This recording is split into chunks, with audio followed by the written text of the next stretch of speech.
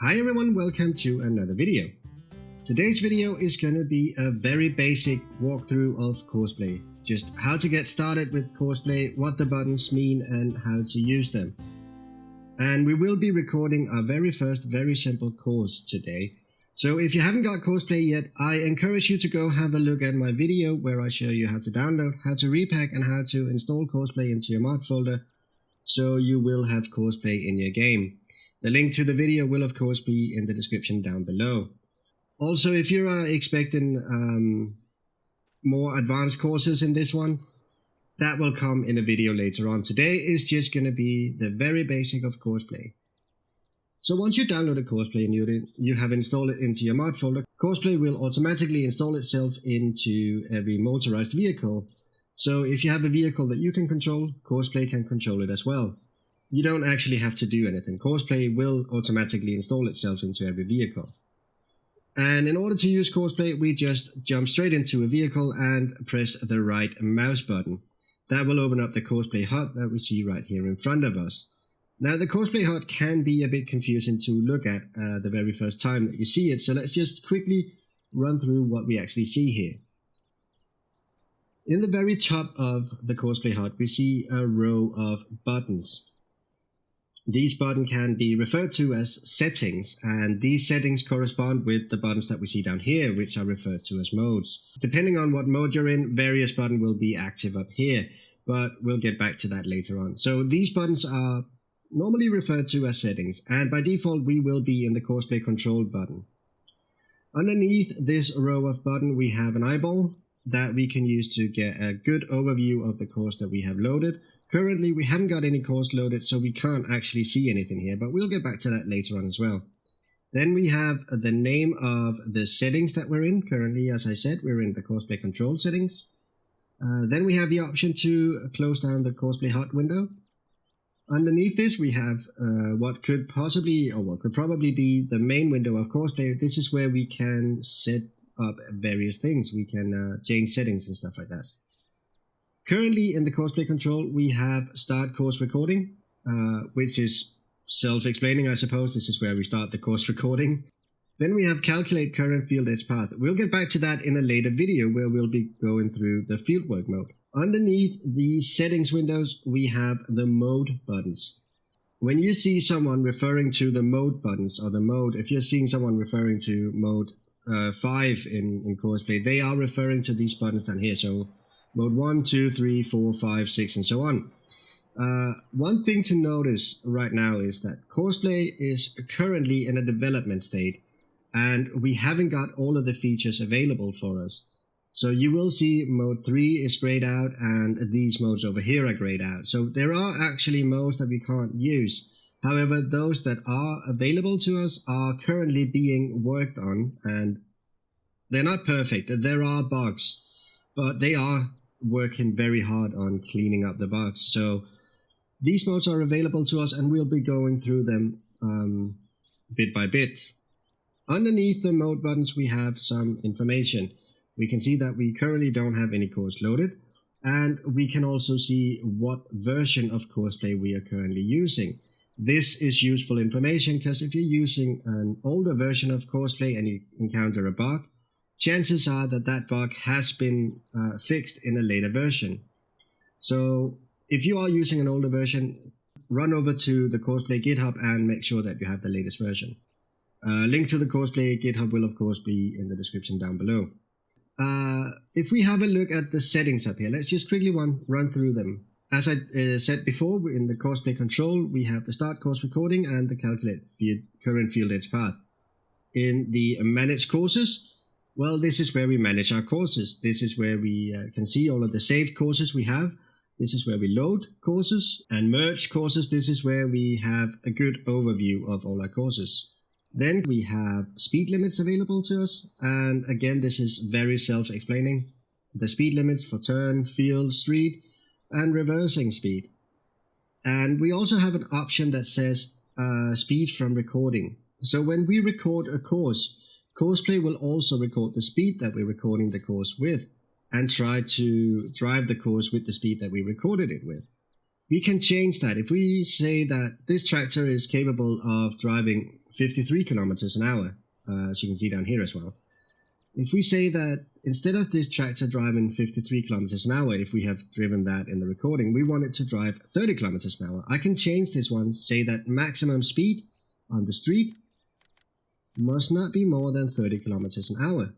And I can change the value by clicking these buttons over here, or I can use my mouse wheel to scroll up and down. We can also set field speed, and we can set turn speed. All of this is very useful when you have different courses that you want to run. So if you wanted to say that the tractor can only drive 24 kilometers an hour at max at all times, well, this is how to do it. However, we kind of want to have it just drive as we recorded it, for now at least. Another option we have is the fuel save option. So the tractor will be burning fuel if, of course, you had set the settings for that. So in here, if we turn off helper refill fuel, so if we turn this one off, the Courseplay helper will burn fuel as he's driving along, or she is driving along. And in order to save fuel when the tractor is idle, if you're waiting for the combine harvester to get full, or you're waiting for something else, if the tractor is idle more than a couple of minutes, it will turn off the engine. So you can turn that on and off here. So with the fuel save option active, the tractor will turn off its engine after a couple of minutes where it's just stood idle. The next settings we see is the settings. We have a setting here called pathfinding. Pathfinding is Courseplay trying to avoid crops on the field. So when you harvest in the field, for instance, if you do the headlands first and drive around the field a couple of times, that part of the field is now available. There are no crops that can be destroyed when the tractor is driving over them. Now, by default, crop destruction is turned off when Courseplay is driving the tractor, but for realism, the option of using pathfinding is there. So when pathfinding is activated, Courseplay will try to avoid driving through crops as much as possible. Turning off pathfinding, Courseplay will drive the nearest course to where it needs to go and drive through crops. Then we have the option to change how we open this HUD. By default, the HUD is opened with right mouse button. But if you have a tractor or a vehicle that has a front loader, or you need to use your mouse buttons for anything else, it can be a little bit annoying that every time you press the right mouse button, Courseplay HUD will open. So you can actually change this to left control and delete. It is very useful in front loaders or any other vehicle that requires you to use your mouse for anything. Underneath the HUD, we have the show waypoints. When you record a course, Courseplay is setting waypoints along the course. And it's using these waypoints to navigate when it takes over the driving. So you can choose whether or not you want these waypoints to be shown when you're in the tractor. Currently, by default, it's set to show hide start and end points, and you can show hide the waypoints in between. You also have an option to show or hide the crossing points. Crossing points is something we'll get back to in a later video. Then we have the warning lights. You can choose whether or not you want the beacon lights to be turned on. Currently, they're set to be turned on when you're driving on the street. You can set them to never be turned on, and beacon and hazard lights on the street, or beacon lights always. It's up to you what you prefer. Then we have a waiting time. So Courseplay have an option where you can set a wait point. Now this is exactly what it's called, a wait point. This is a point where the tractor waits until further notice. So by default this is set to 0 seconds, and 0 seconds means that the tractor will wait until it's told to go. So you have to manually tell the tractor to go. So if you set a waypoint and run off to do other things, and the Courseplay tractor will come up to the waypoint, it will sit there and just wait for you to tell it to continue. You can set this to, let's say, 5 seconds. If you know that the tractor has to wait 5 seconds for some event to happen, and you know that it's exactly 5 seconds that the tractor have to wait, there is no need for you to manually tell the tractor to continue. So what will happen now is the tractor will come up to the waypoint, it will wait for 5 seconds and continue the course. It's a very nifty little feature. Then we have map icons. So on the minimap, when we set up this Courseplay tractor, we will see the icon over here change to a Courseplay icon, and it will display name and course. So you can choose to change that however you feel like it. Next one is the refill fuel at gas station. So if we record a course that went past a refuel trigger, and we have set the option to actually use fuel. If we got below 20% fuel over here and we passed that refuel trigger, Courseplay will stop at the refuel trigger, refuel the tractor and continue its course. So again, you can set this to always refill at the refill trigger or below 20%. It's up to you what you want to do here. The next thing we have is the debug channels. Debug channels is exactly what it says, a debug channel. This is something that the Courseplay developers can ask you to activate if you are informing them of a problem. In everyday use, we don't actually use this. This is for debugging a current situation or a problem. So you're probably never going to have to use these, most likely. But if Courseplay developers tells you to activate debug channel 12, well, you just press that one and debug channel 12 is activated. All right, the next button we have is the driving settings. In here, it's empty. Kinda. We can copy a course, but we don't have anything to copy a course from. For now, at least. This will get filled once we start recording courses. So let's get back to the driving settings. By default, we're also set in the transfer mode down here. The modes are as following: grain transport, load at start. This is useful if you want to sell grain, if you set up courses to drive grain from your silos to a sell point.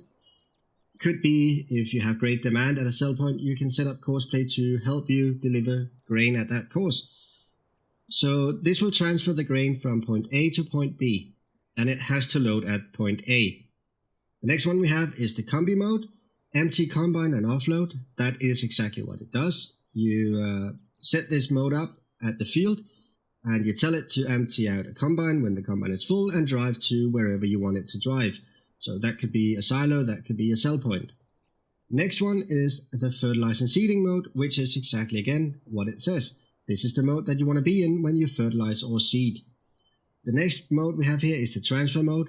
I'm just going to skip on over to that button so we can see that it is actually the transfer mode. And again, this is exactly what it says. It's a mode to transfer an item from A to B. Could be a good setup for transferring new equipment from the dealer back to your farm, or it could be if you have more than one farm, you're transferring bales from one farm to another. It's up to you how you want to use it. There are plenty of usage for it. The next mode we have is the fieldwork mode, and we'll get back to that in a later video, and this is probably the mode that you would be using the most.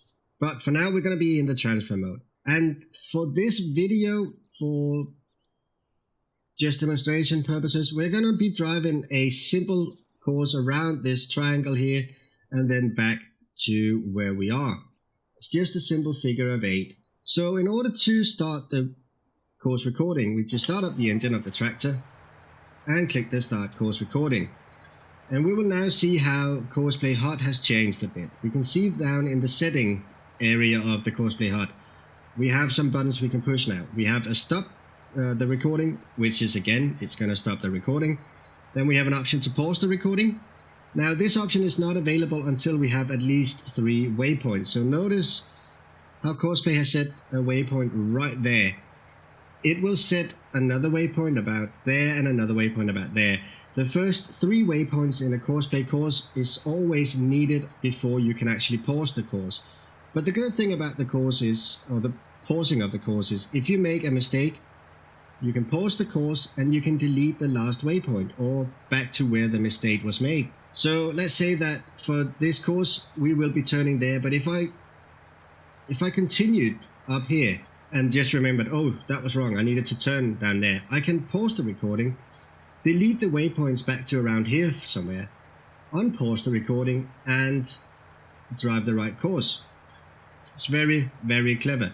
Then we have the wait point, which is what I explained before, a point where the tractor waits until further notice. Then we have an unload point, which is exactly what it says, a point where it unloads. Then we have crossing points, and we will get back to these because these can be very useful. We have a turn maneuver, and we have a reverse drive-in.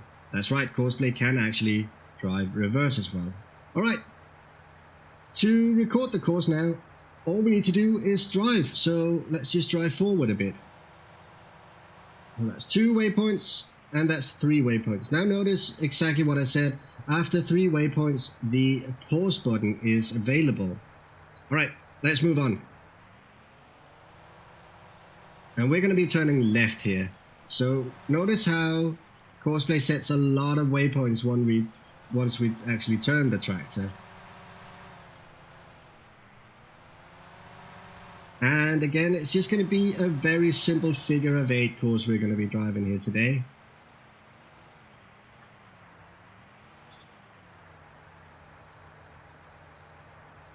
And we're coming up to the last point here. There we go. And I'm just going to stop the recording here. So now we have a start and stop. These are not lined up perfectly, but that should be okay. Courseplay should be able to pick up the start from around here. Alright, so in order to make Courseplay drive this course, we can click this button here and it says drive course. And over here it says AI driver. Now this is something new. I actually don't know what that means yet. I haven't seen any explanation of this currently, but I assume that we're gonna have something here that we can choose. We can also choose where to start the course from. Next closest waypoint, that is the next closest waypoint ahead of us, so that would be this one there, seeing as we stood at that one. Nearest waypoint, well, that would be that one. First waypoint, that is that one. You can also see that at the first waypoint, we have a sign with an arrow pointing in the direction that the course is going. And you can see at the last waypoint we have a stop sign. We can set it to current waypoint, which is this one at we stood right there. I'm going to set it to first waypoint for this. And that's basically it. Let's drive the course. So Courseplay will go to the first waypoint, pick up the course, and it will drive for us. We don't have to do anything. I'm not controlling the tractor now. Courseplay is controlling the tractor all by itself. And it will try to drive the course at the same speed that I recorded it. So now that Courseplay is driving the tractor, we have a couple of things that we can see down here. We can stop the driver now, or we can tell him to stop at the last point or next trigger. This is very useful if you are selling stuff and you're going through multiple triggers. Currently set to deactivated. That means that once he comes to the end of the course, he will go to the start of the next, or go to the start of the course and continue on. So he's just going to be driving along here. If we set this to activated, he will stop at the last waypoint. So we're just going to follow him along here and see how he goes. Underneath this, we have some information again. The information about what course we're driving has now changed to temporary course. So that means that this course is not saved. So if I close down this game and open it again, I wouldn't be able to reuse this course. This course would not be available for us. But as long as I am in the game, I can move to other tractors. I'm just going to show you now. Because you can see what happened now was that he reached the last waypoint, the trigger or endpoint. So if I go over to this tractor over here, I still have the information down here that the 6230R, which is number 1, has reached the trigger endpoint. And I get an option to click this icon over here. Now this, if I click this icon, that will take me directly to the tractor or to the vehicle that is mentioned in this line here. There we go. So you can see that I can still reuse the course. So it doesn't matter. As long as I am playing the game, as long as I don't close the game, the temporary course will be there for me to use. You can also see that over here on the minimap, we have the Courseplay icon. Well, you can't actually see it because I'm currently stood on top of it. If I go up here, actually, let's go to this one. No, you can't really see it. Sorry, but you can't see it. There's a Courseplay icon there. It says 6230R temporary course. Right. Let's deactivate this one and continue. The driver, he's going to continue on as he pleases there. So we can also change the speed limits as we talked about before. So the turn-in speed, he will try to, or he won't go faster than 10 kilometers an hour. It's not really It's not visible in this particular recording because we are using street speed here. Street speed. So I can say that maximum speed at all time. Now this can be a lot more dangerous than we anticipated. I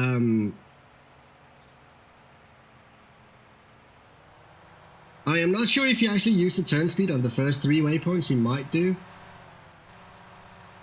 But using the maximum speed can be very dangerous if you have a tractor that is not really that good at turning, or you're pulling something really heavy behind you. It will tip over. So I'm not really sure if the first 3 waypoints... Well, he's not using the turn speed. I can't really tell you why he's slowing down for the first 3 waypoints. That's something new. Anyway, this seems to be going very well. Let's just jump out the tractor and let him do his business. Actually, let's go in here into the middle and just have a look at what he's doing.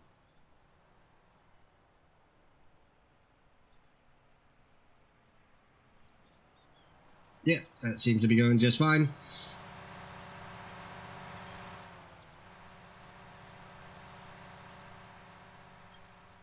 It's great.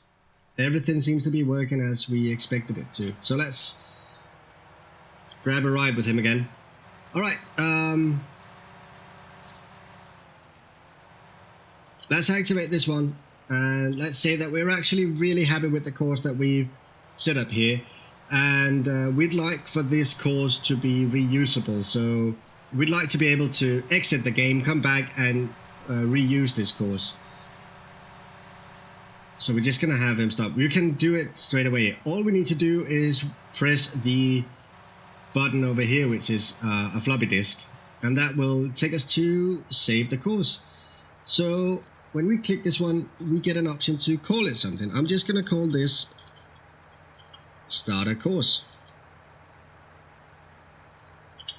And press enter to save it.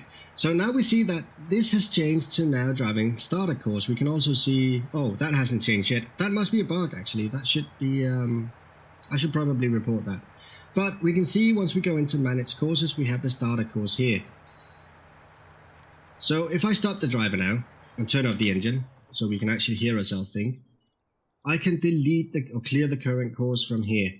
So if I was on a temporary course and I pressed that button, I would not be able to reload it. But because we saved the course in the managed courses, we can now load the course back into the tractor and we can reuse it. If we have several courses, we can merge the courses together, or we can append a second course to the end of the first course, and we can delete the course or the folder. If you want to be organized about your courses, you can make folders, and let's just say that we want to make a folder called Farm. We can now move the course that we've just saved into the Farm folder, and it will be in here. It's a very good way of organizing your courses. All right, well, I think that will be it for now. I will get back to a lot of other things about Courseplay. You will be seeing videos on how to use the reverse, how to use fieldwork mode, and how to set up a lot of different things. This video was only to get you started in Courseplay, just giving you a brief rundown of what the buttons do, how to use them, and so on. So if you like this video, go ahead, press that like button, and if you're new to the channel, you might consider subscribing. Sometimes good things happen here. Anyway, thank you for watching. I'll see you in the next one, guys. Bye for now.